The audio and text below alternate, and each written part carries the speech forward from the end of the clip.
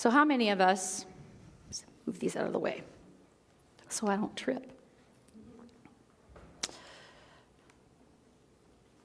feel that longing to go home? That feeling that something should be different. And that if it were only different, then I would be all right. If the other 7.5 billion people would just line up, I would be fine. It's this idea that there's somewhere else we should be, that there's some place better, that there's something better, that there's some version of us that is better. And I titled this talk, Just the Way You Are, not after the Billy Joel song, but I do love that song. Because it is so hard, as I think it was Peggy that said when I read that about self-worth, I just heard this little voice that said, yeah, but it's not that easy. It's hard to do. It's not complicated. The only person standing in your way of you loving yourself completely is you. No one else. No one else. But life is confusing because we want to be good. Right? We want to be good. We feel like we're always falling short because we get mad and we say hurtful words and we harm ourselves by thoughtlessness and non-loving, thoughtless acts. We hurt other people by thoughtlessness and non-loving, thoughtless acts. We grasp, we defend, we attack by defending. We are bombarded with messages of what we should be and that we should be more than what we are. Wealthier, younger, less wrinkled, more tan, less wrinkled and more tan, okay? That we should be better at our jobs, that we should be thinner, that we should be kinder, that we should eat organic, that we should fast, that we should juice, that we could get more things done, that we could rest more, that we could be more giving, that we could do more self-care, that we spend, save, live in today, plan for the future, and for heaven's sake, while you're doing all that, be grateful and happy. We're bombarded by these messages, and guess what? Those messages are out there. They did not come with you.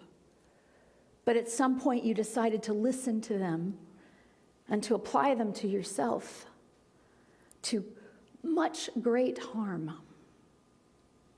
This idea that there's something wrong with me. And yet, these messages are everywhere, so no wonder we don't love and accept ourselves. There's a paradox. I talk about paradox all the time. You know, paradox is two truths that seem opposite, but yet are both true and stand together. Early on in seminary, I was told that if I were to become a minister, I had to really, really hold on to this paradox and know it was absolutely true. That in the scope of an infinite, eternal world, infinite, no beginning and no end, eternal, bigger than, no limits, right? In that eternal, infinite world, my little human life is completely insignificant. And everything I do and think matters. Can you hold that? That everything you do and think and say matters. It matters. Because you're not just this little human life. You are that one, that awareness so immense that holds it all, as the song says. That holds it all. And everything that you do contributes to that. Or contributes to your forgetting that. You're either doing things to help you remember, or you're doing things that make you forget. So this paradox exists. And in New Thought, we say that you are a child of God and you inherit the perfection of God. Can you hold that? You inherit the perfection of God. Really? Really? It's hard to hold, isn't it?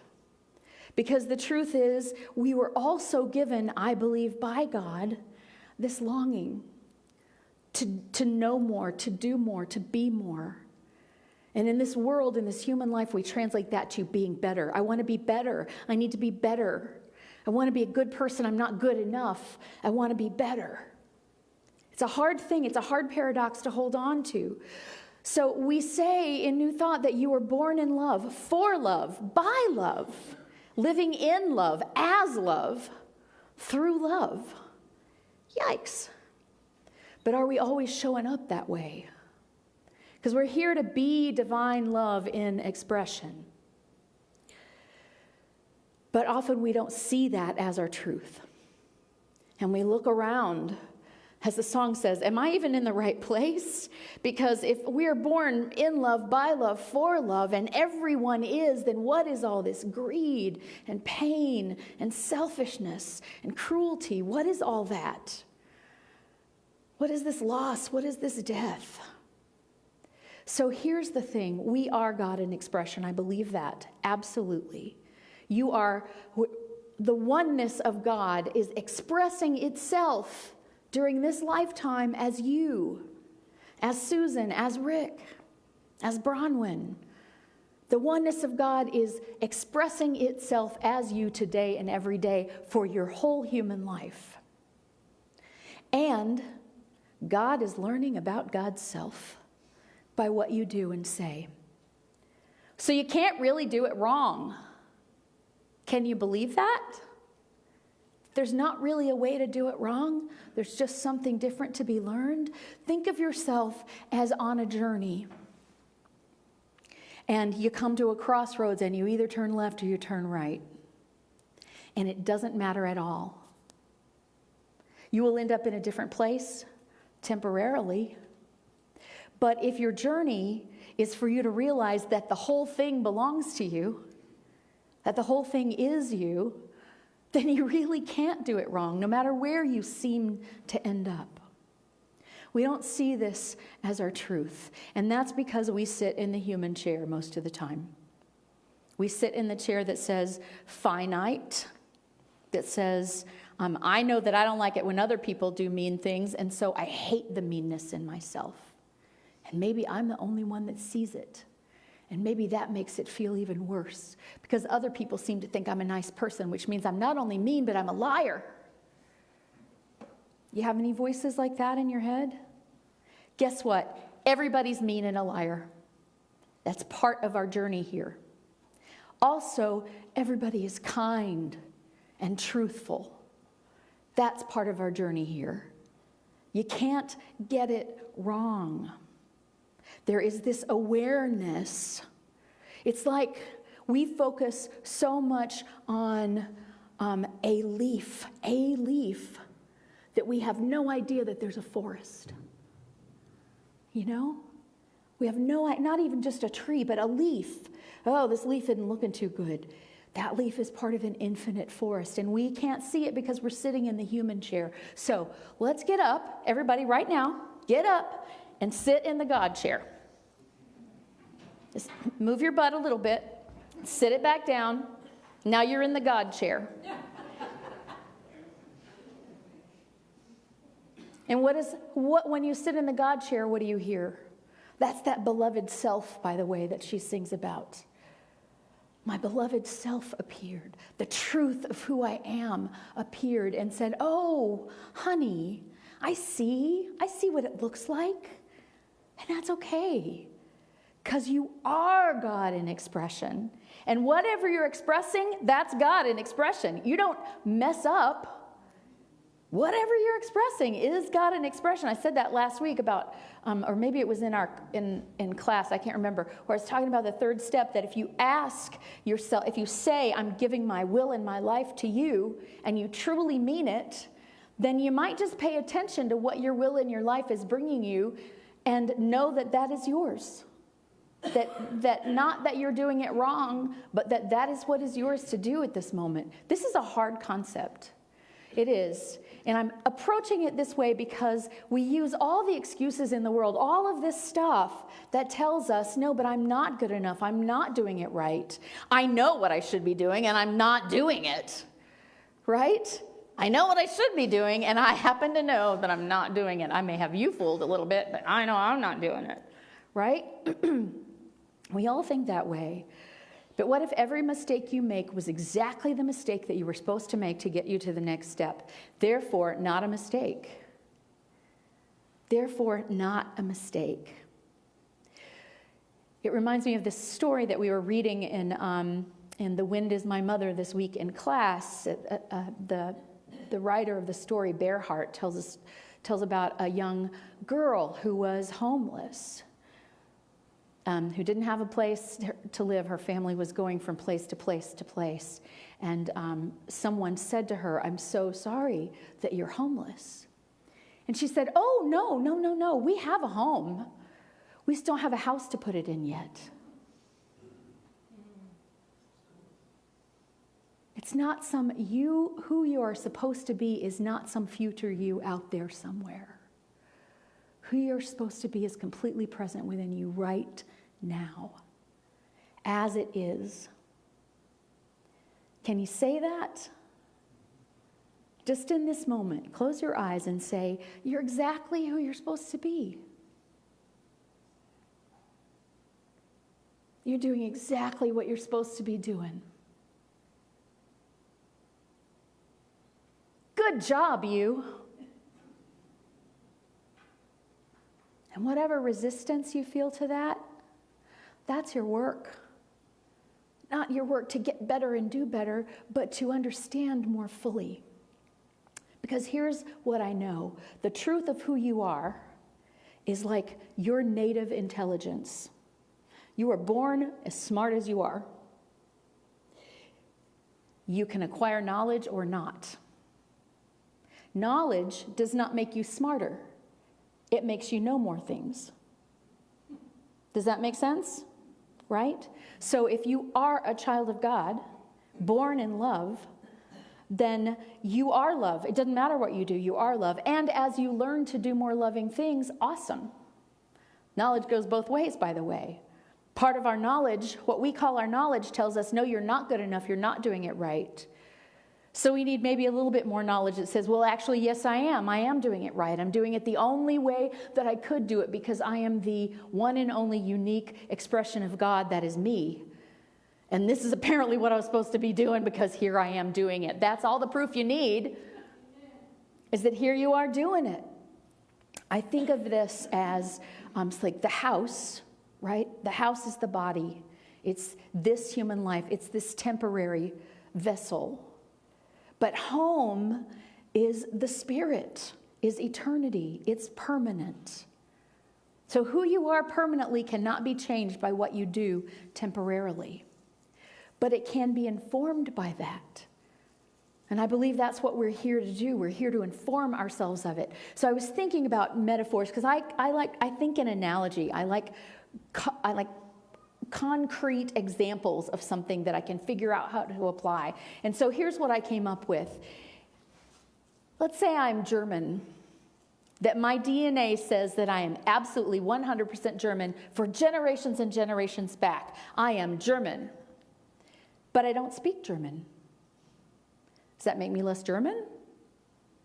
No, it doesn't make me any less German. However, if I learn the language of German and I use it, does that make me more German? No.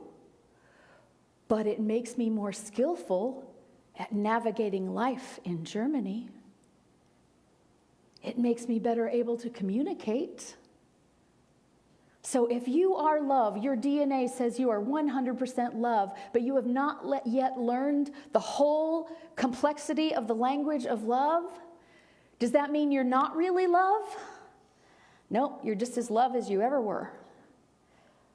And if you want to learn the language of love, you will find that you move through this world more peacefully, that you communicate a little more easily, that you grow in knowledge and in not just knowledge, but in a deep knowing that you are this love. But you don't become more love because you are always 100% love.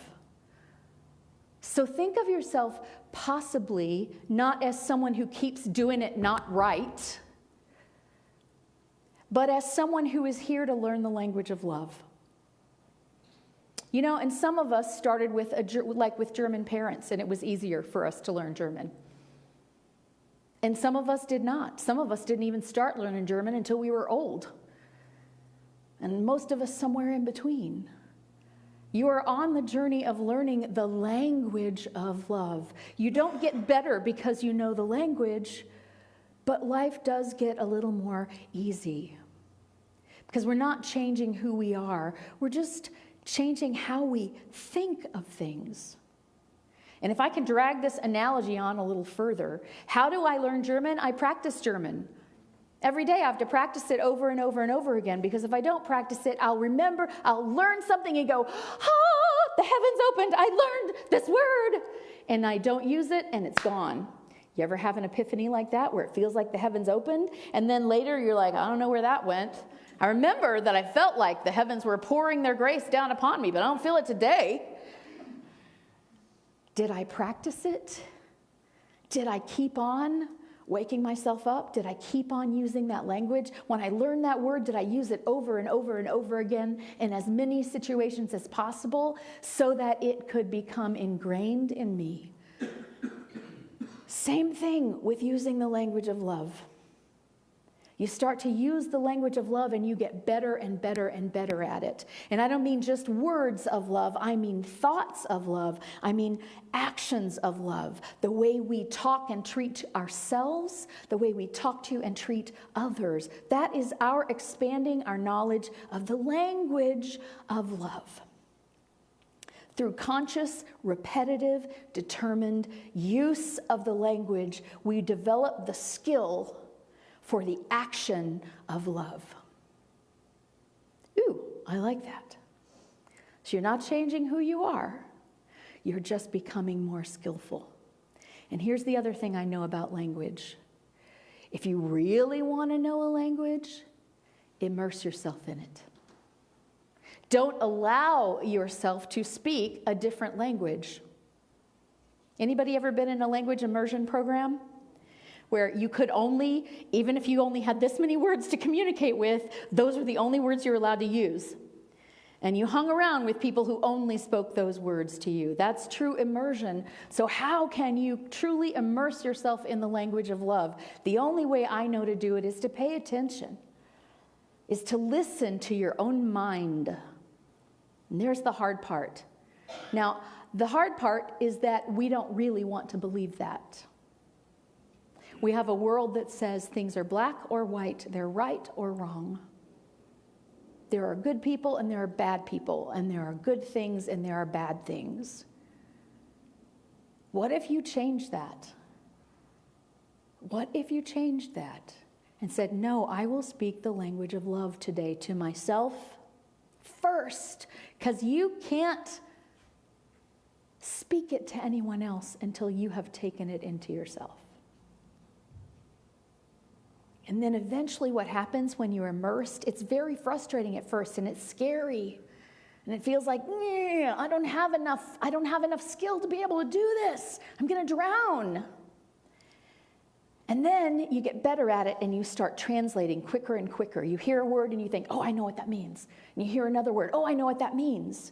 And then you want to say something, you think, I know how to say that. And you use the skill that you've developed in order to say that.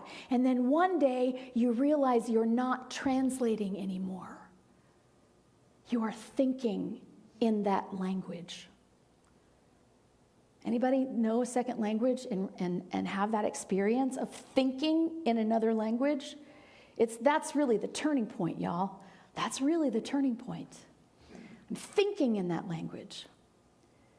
What if you begin to practice your possibly tiny vocabulary of love? And I think those of us here have a bigger vocabulary than most people, because we wouldn't be here if we weren't already paying attention to that. Start practicing that vocabulary of love, not just on other people, but on yourself first. Maybe you don't have very many words at first. Maybe it's awkward and stiff to say, you know what, like what Chris Chenoweth urged us to do, to stand in front of the mirror and say, I love my body, I love you, body. You do wonderful things for me and I love you. Because we've been taught, no, if you don't look like certain people, who also don't look like that, by the way, you're just seeing pictures of them. If you don't look like that, then you're not quite good enough. You're not there yet. You don't get to love it yet. No. What was your body here for? To look good in a magazine? Your body is here to help you navigate this planet, to help you learn the language of love in the way only you can, and you can only do it in this unique way because of who you are, how your body is, when and how and where you were born into this human life. It all is in that soup. And some of us feel like we have a little more to fight against than others. Okay, then that means your muscles will get stronger. If you have to lift heavier loads in order to get there, that means when you get there, you are strong in it. So today, could we agree to try this spiritual experiment of when we think, oh no, I didn't do that right. I'm stupid. I'm ugly. Here I am eating that thing that I said I didn't want to eat.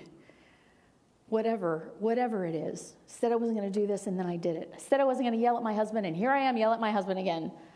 That happens to me frequently, y'all.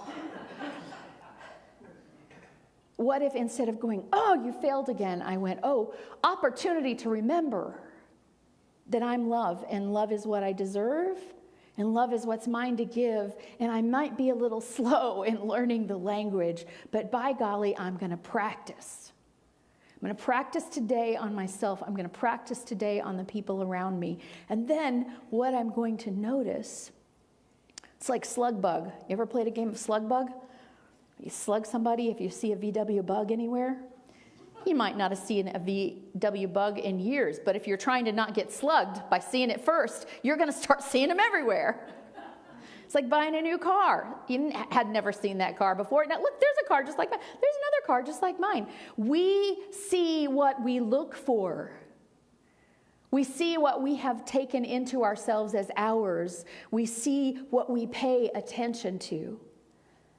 And so today, I ask you to pay attention to the love that you are. And I really believe this is true. Chris said in his thing that others will begin to treat you the way you secretly treat yourself. The way you secretly treat. You're not fooling anybody. You may be fooling somebody, but mostly you're not fooling anybody. People will respond to who you think you are more than what you put out into the world. You will find that to be true. Because here's the deal. You are love, here to act and speak the language of love, which is laborious until it gets easier. And if you never ever learn the language, if you never get past más cervezas, right? Noch ein Bier. If you never get past that, that's okay, because you are still just as much a member of the family of love as Mother Teresa or anyone else. Love is your birthright. You are a citizen of love. You belong to love. You are 100% DNA proofed love. No one can take your passport. You don't ever get to not be love in this life, no matter what you do. Take that in for a second. No one can kick you out. And as hard as you try, you can't even really kick yourself out. You are love. Thank you. I was going to take that into meditation for just a moment.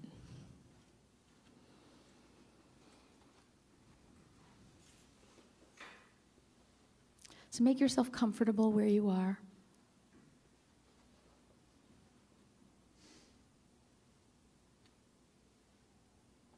And take in a breath. Just to relax yourself, maybe a couple of deep breaths, and then just allow yourself to breathe normally.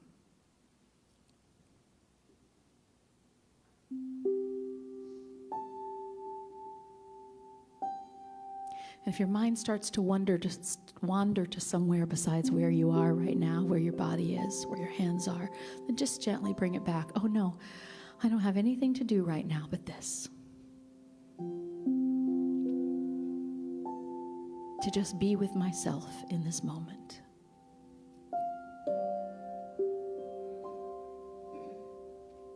In this moment, we try out this language.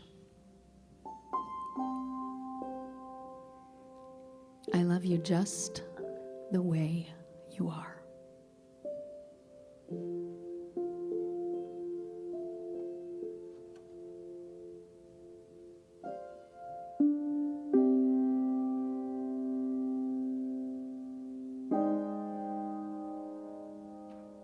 Say to yourself, I was born love.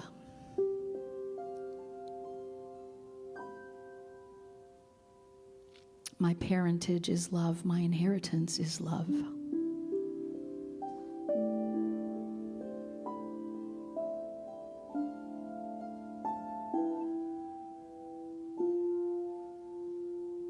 Love is my birthright, and love is what I'm here to be.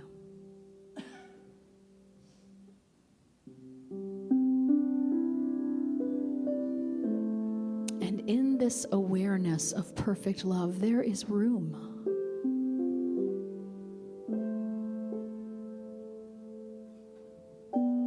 There's room for working to learn the language and become more skillful, and there is room for making a mistake. Or many, many, many, many mistakes.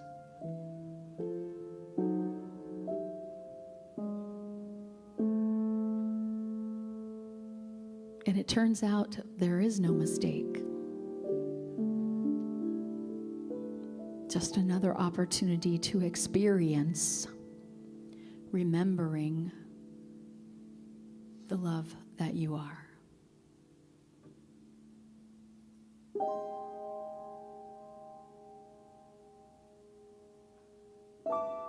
Whatever it is that we think we're doing wrong, not good enough, not right enough,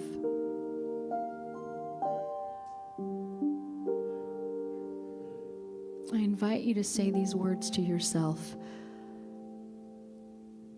You're doing exactly what you're supposed to be.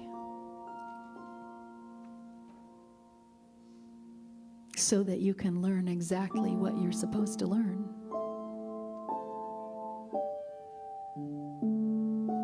So that you can more easily and skillfully express who you already are.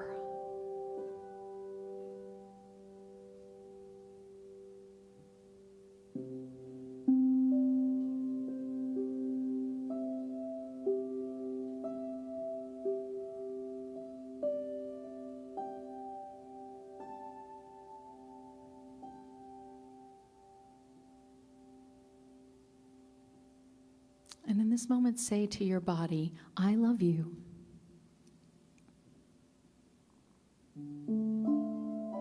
Exactly as you are. And when that is followed up by a secret thought of, except for this, and except for this, and except for this, just gently say, yeah, that's not really true. I just haven't learned the language yet, but I'm learning it.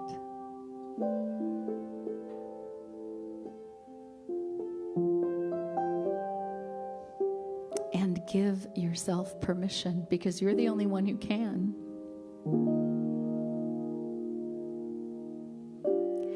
To even more secretly love it just like it is.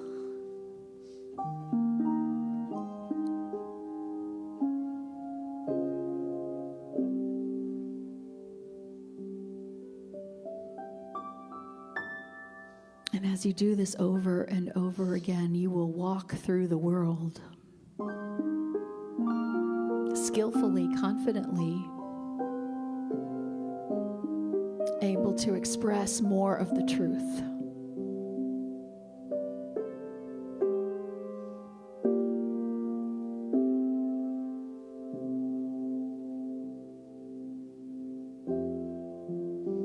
The truth is,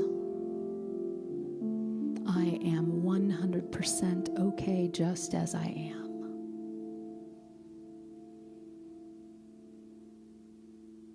And I get to learn more about that by everything I do, say, and think.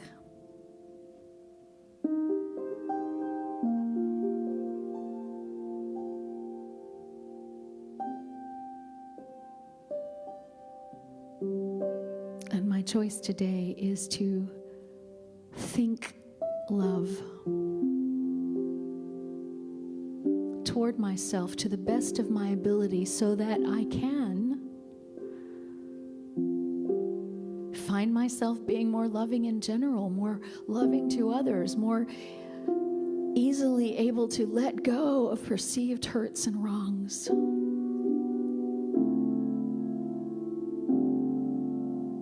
Which in turn makes me face the world with a more open heart, which allows me to receive love more fully.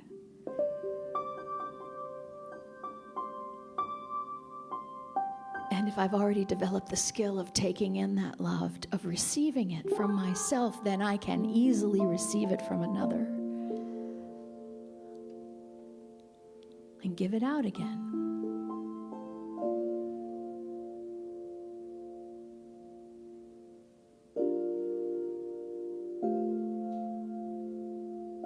But it starts with me. And today, right now in this moment,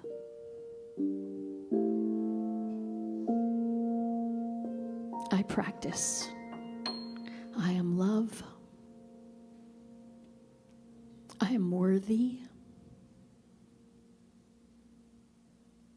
I am uniquely perfect as an expression of the love of God in this human life.